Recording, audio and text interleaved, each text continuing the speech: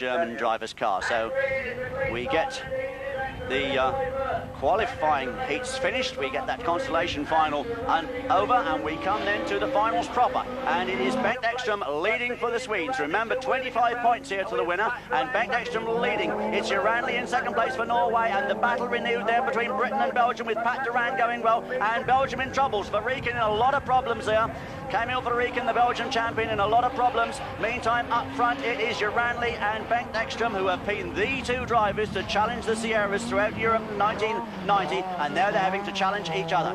Sweden leads, Norway in second spot, and I think Pat Duran is picking up a good third place here for the British team. Out of the Mad Hatter complex, Ekström leads, jøranli. There he's, yes, there's Pat Duran in third place. It looks as though, I'm just trying to pick up who's in fourth. Is it Ireland and Ed Colton? I'm not quite sure there, but let's see this battle for the lead, and it is still Bengt Ekström leading from jøranli. jøranli putting him under all kinds of pressure as they come out of Spa, down into Checkers, the notorious Checkers corner, hopping and jumping around on the apex of that corner, really throws the car off the line if you get it wrong there, and that causes lots of problems through the chicane and down onto Samson Curve. The gap opening up a little bit now in favour of the Swede with the BMW M3. His last drive in this particular car, because he's moving over to a new BMW for 1991 with a new Evolution engine in the M3. And this, of course, is the last drive for each of these drivers in this particular contest, because each driver has one final for his country. And we can see Bengt Ekström then driving for Sweden. 6 finals, 6 cars in each team, and each car coming out once to contest the final. And the team managers decide which car they're going to put in which final.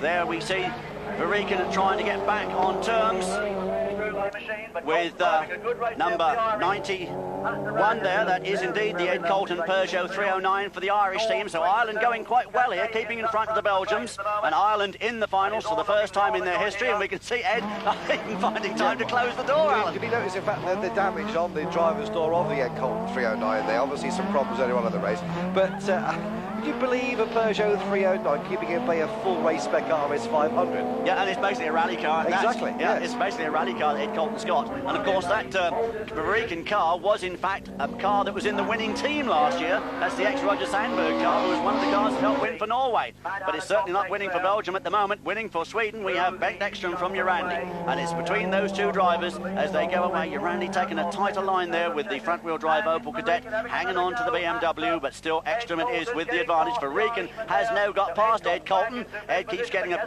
brush of the fresh croft air every now and again, the door refusing to stay shut, but the determined man going on his way as the battle for the lead comes through into the Mad Hatter complex once again, and still jøranli sitting in second spot. It's going to be 20 points for the Norwegians here and 25 for Sweden, so Sweden still fairly strong there in third place. They could still pit Britain for second, but Norway looking very strong up front. And this second place for jøranli, certainly going to pull out at least a 5-point advantage over Britain here. Very easy point scoring system in the finals. 25 through to 5 for 6th position.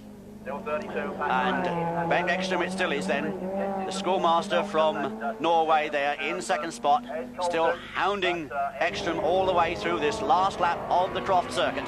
Weather conditions, we're happy to say, absolutely ideal for rallycross here at the Croft circuit. It's dry overhead, it's not dusty, not to cause any problems for the drivers. No need to water the track, absolutely superb conditions, and getting in very, very close indeed. jøranli letting Ekström know that he's still there, and Ekström, I'm sure, is going to be the first man through to the flag, and it's going to be, oh, is he? jøranli pulling out to have a look as they come to the flag. Can he do it? No, he can't. The power of the BMW tells, and it's Ekström taking that from jøranli for Norway in second spot.